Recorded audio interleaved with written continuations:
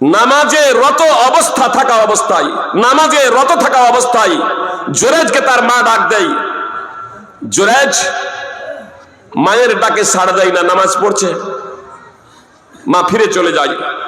3 দিন এই দৃশ্য ঘটে, একই ঘটনা। যখনই মা আসে তখন জুরাইজ নামাজ পড়ে আল্লাহর ঘরে। 3য় দিনের পরে মায়ের মুখ থেকে বদদুয়া বের হয়ে যায়। মা অধৈর্য হয়ে গেল, মায়ের মুখ থেকে বদদুয়া বের হয়ে গেল, যতক্ষণ জুরাইজ কোন বেশ্যা নারীর মুখ না দেখবে আল্লাহ ততক্ষণ তাকে মৃত্যু দিও না। মায়ের দোয়া কবুল হয়ে গেল। সুপ্রিয় ভাই এবং যুবক এবং যুবতী যারা আছেন, তারা কথা খুব মনোযোগ দিয়ে শুনবেন। বাপ মাকে অবহেলা করবেন না, বাপ মায়ের অবাধ্য হবেন না। আল্লাহ নিজের ইবাদতের পরে পরে পিতা মাতার সাথে সদাচরণের কথা উল্লেখ করেছেন। সূরা বনী ইসরাঈল 17 নম্বর সূরার 23 এবং 24 নম্বর আয়াত তাফসীর সহ অধ্যয়ন করুন। সুপ্রিয় ভাতৃবৃন্দ, ভগিনীগণ, জুরাইজের মা বদদুয়া করে দিল, আর আল্লাহ সেই দোয়া কবুল করে নিলেন। এদিকে চর্চা হয় এলাকাতে যে জুরাইজ লোকটা খুব ভালো, জুরাইজ লোকটা খুব ভালো, জুরাইজ লোকটা খুব সৎ। জুরাইজের মতো ভালো লোক আর এই এলাকাতে নেই, জুরাইজের মতো ভালো লোক এই এলাকাতে নেই। একজন মহিলা বিষয়টি অনুধাবন করে বলল, দেখি জুরাইজ কত ভালো লোক, তাকে বিভ্রান্ত করা যায় কিনা। একজন ব্যভিচারী মহিলা সেই জুরাইজের কাছে গিয়ে তাকে বলছে, আমি তোমার জন্য উন্মুক্ত, তুমি আমাকে ব্যবহার করতে পারো, ভোগ করতে পারো। যে জুরাইজ মায়ের ডাকে সাড়া দেয়নি, সেই জুরাইজ একজন বেশ্যা নারীর ডাকে সাড়া দিবে, এটা অসম্ভব। সেই নারীর ডাকে সাড়া দিল না। ওই মহিলা সেখান থেকে ফিরে গেল, একজন রাখালের সাথে কুকর্ম করলো, জৈবিক চাহিদা পূর্ণ করলো। আর যখন সন্তান হলো জুরাইজকে কলঙ্কিত করার জন্য, সন্তান হলে লোকেরা জিজ্ঞেস করলে বলে দিল, এটা জুরাইজের হচ্ছে সন্তান।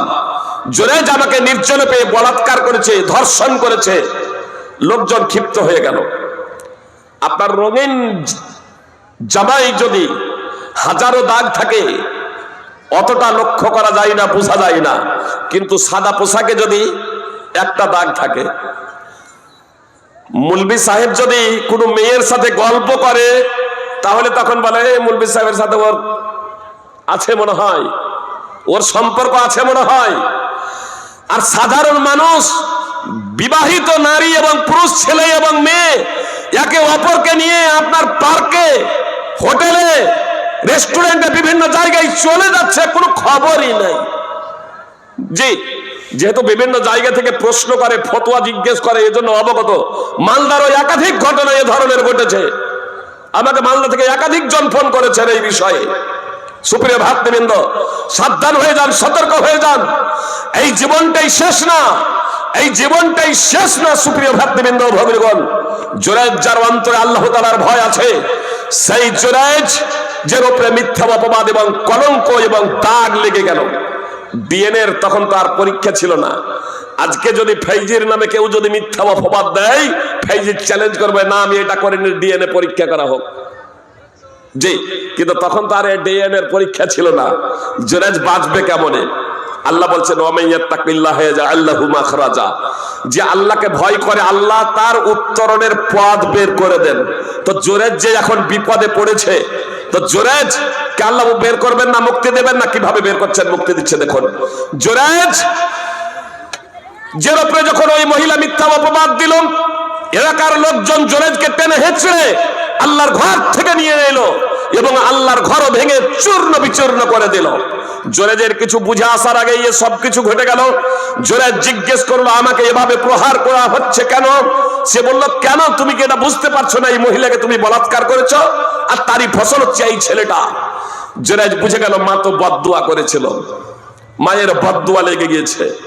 এবার জুরাইজ তাদেরকে বলল, ঠিক আছে, আমাকে একটু সুযোগ দেওয়া হোক, একটু সুযোগ দেওয়া হোক। এই জুরাইজ ওযু করলো, আর ওযু করে নামাজ পড়লো। সুপ্রিয় ভাই এবং বোন, কথা খুব মনোযোগ দিয়ে শুনুন। মসজিদেই কথাই কথাই বলছিলাম যে মুলবি সাহেবের কথা আজ কয়জন মুসলমান শুনে, ইমামের কথা আজ কয়জন মুসলমান শুনে। আমার পূর্বেও হানি ভাই সাহেব বলছেন নামাজের কথা। সুপ্রিয় ভাতৃবৃন্দ, ভগ্নীগণ, নামাজ ছাড়া কল্পনাই করা যায় না একজন মুসলমান।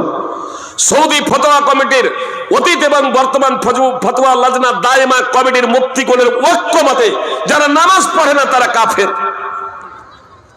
যদিও আমাদের দেশের অনেক আলেম তারা বলেন যতক্ষণ পর্যন্ত ইসলামের কোনো বিষয়কে অস্বীকার না করবে ততক্ষণ পর্যন্ত মহাপাপী সে কুফরি করলো, শিরক করলো, মহাপাপ করলো, জাহান্নামে গেলেও দীর্ঘ সময় জাহান্নামের শাস্তি ভোগ করলেও যেহেতু ঈমান আছে একদিন ঈমানের কারণে জান্নাতে যাবে। কিন্তু সৌদি ফতোয়া কমিটির মুফতিগণ বলছে যে নামাজ ছেড়ে দিলে আর তার ঈমানই নেই, জান্নাতে যাওয়ার প্রশ্নই নেই। তারপরেও আমাদের হেলদোল নাই। সুপ্রিয় ভাই এবং বোন, কথা এতটুকু শুনুন, এই নামাজ কি জিনিস। জোরেজ বিপদে পড়েছে, ওযু করে নামাজে দাঁড়িয়ে গেলেন, আগে দেখলেন সারা পরিত্রাণ পেয়ে গেলেন। এবার এই জোরেজ এ ধর্মীয় কোনো পণ্ডিত নয়, সাধারণ আপনাদের মতো সাধারণ ব্যক্তি জোরেজ। কথা খুব মনোযোগ দিয়ে শুনুন, আপনাদের মতো সাধারণ ব্যক্তি জোরেজ বিপদে পড়েছে, আর এই বিপদে পড়ে ওযু করে নামাজ আদায় করলেন। আসলে আমরা নামাজটাকে, সাধারণ মানুষ কিন্তু নামাজটাকে বর্তমানে বুঝতে সক্ষম নয়। নামাজ কি? আমরা নামাজ মনে মনে ভাবি ওযু করলাম, টাইম হলো ওযু করলাম আর আল্লাহু আকবার গিয়ে নামাজে দাঁড়িয়ে গেলাম, তারপরে দোয়া সূরা পড়ে রুকু সাজদা করে আপনার সালাম ফিরিয়ে দিলাম, 10 মিনিট 12 মিনিট ধরে জামাতে নামাজ পড়লাম, এই হয়ে গেল আমাদের নামাজ। কিন্তু নামাজটা কি আমরা বুঝার প্রচেষ্টা করেছি? সুপ্রিয় ভাতৃবৃন্দ, ভগ্নীগণ, নবী সাল্লাল্লাহু আলাইহি সাল্লাম বলেছেন, তোমাদের কেউ যখন নামাজে দাঁড়ায় তখন সে আপন প্রভুর সাথে কথা বলে। ইউনাজি রাব্বাহ। নবী সাল্লাল্লাহু আলাইহি সাল্লাম বলেন, ইন্না আহাদাকুম ইযা কামা ফিস সালাতি ফাইন্নাহু ইউনাজি রাব্বাহ। তোমাদের কেউ যখন নামাজে দাঁড়ায় তখন সে আপন প্রভুর সাথে কথা বলে। নাজা ইউনাজি মুনাজাতান থেকে, মোনাজাত, এই মোনাজাত শব্দটা কিন্তু বাংলা না, এটা আরবি শব্দ। নাজা ইউনাজি মোনাজাতান থেকে মোনাজাত শব্দ। আমরা অনেকেই এক সময় ফরজ নামাজের পরে 2 হাত উঠিয়ে সমবেত ভাবে ইমাম এবং মুক্তাদি দোয়া করবে কি করবে না, একে কেন্দ্র করে কত তর্ক বিতর্ক ঝগড়া করেছি। এটাকে আমরা ভাবতাম মোনাজাত, আবার মোনাজাত হবে না। আরে মোনাজাত, এটাকে হাদিসে মোনাজাত বলা হয় নাই, নামাজকে নবী সাল্লাল্লাহু আলাইহি সাল্লাম মোনাজাত বলেছেন। মোনাজাত একে অপরের সাথে কথা বলে। নবী সাল্লাল্লাহু আলাইহি সাল্লাম বলছেন, একজন নামাজি যখন আল্লাহু আকবার বলে নামাজে দাঁড়িয়ে যায় তখন আল্লাহ তাআলার সাথে কথা বলে। দুঃখজনক হলো চরম বাস্তব এবং সত্য কথা। সুপ্রিয় ভাই এবং বোন, আমি আপনাদের বলতে চাই, আজকের পরে কিন্তু এই ধরনের দৃশ্য যাতে আর না হয়। একজন নামাজি আল্লাহু আকবার বলে যখন দাঁড়িয়ে যায় আল্লাহর সাথে কথা বলে। কি বলে? আল্লাহুম্মা বাঈদ বাইনি ওয়া বাইনা খাতায়ায়া কামা বা'আদতা বাইনাল মাশরিকি ওয়াল মাগরিব। কি বলছে? হে আল্লাহ, তুমি আমাকে, আল্লাহুম্মা বাঈদ বাইনি ওয়া বাইনা, হে আল্লাহ তুমি আমার মাঝে এবং আমার গুনাহের মাঝে এতটা দূরত্ব করে দাও যতটা দূরত্ব পূর্ব এবং পশ্চিমের মাঝে আছে। এ দোয়া যখন পাঠ করি, দোয়াই ইস্তিফতা, তখন কি আমার মনে এই ধারণা হয়, তখন কি আমার মনে এই কল্পনা হয় যে হে আল্লাহ তুমি আমাকে আমার গুনাহ থেকে এতটা দূরে করে দাও যতটা পূর্ব পশ্চিমের মধ্যে দূরত্ব আছে? হে আল্লাহ তুমি আমাকে আমার গুনাহ থেকে এমন পবিত্র করে দাও যেমন ময়লা কাপড়কে পবিত্র করা হয়। আসলে এই ধারণা আমাদের থাকে না, তার কারণে দুআই ইস্তিফতার অর্থই তো আমরা জানি না। এজন্য আপনাদের কাছে আমার বিনীত অনুরোধ, সুপ্রিয় ভাই এবং বোন, একজন নামাজি আল্লাহর সাথে কথা বলে, তা আপনি জানবেন না যে আপনি নামাজে আল্লাহর সাথে কি কথা বলছেন? কতদিন পর্যন্ত ওয়াজ জানতে নামাজ পড়বেন? এজন্য নামাজ পড়ি স্বাদ পাই না, এজন্য নামাজ পড়ি স্বাদ পাই না, এজন্য নামাজ পড়ি অশ্লীলতা আমাদের মাঝ থেকে দূর হয় না, আমাদের মাঝে থেকে অন্যায় এবং অশ্লীলতা দূর হয় না। আমরা নামাজ পড়ি প্রকৃত শান্তি পাই না, আমরা নামাজ পড়ি আল্লাহর রহমত আমাদের উপরে বর্ষিত হয় না। তার কারণ আমরা ওই প্রচলিত এবং প্রথাগত ভাবে নামাজ পড়ি। একজন নামাজি যে আল্লাহর সাথে কথা বলে এ বিষয়টা আমরা ভুলেই গিয়েছি, সুপ্রিয় ভাই এবং বোন। এজন্য আপনাদের কাছে আমার বিনীত অনুরোধ যে আপনারা প্রত্যেকেই বাংলায় বইপত্র বের হয়ে গেছে, অনেক বইপত্র বের হয়ে গেছে। আপনার মালদারি মুখতার রাহিমি হাফিজাহুল্লাহ, জি মালদার খুব যোগ্য আলেম, তিনিও সালাত প্রসঙ্গে, নামাজ প্রসঙ্গে একটি বই লিখেছেন।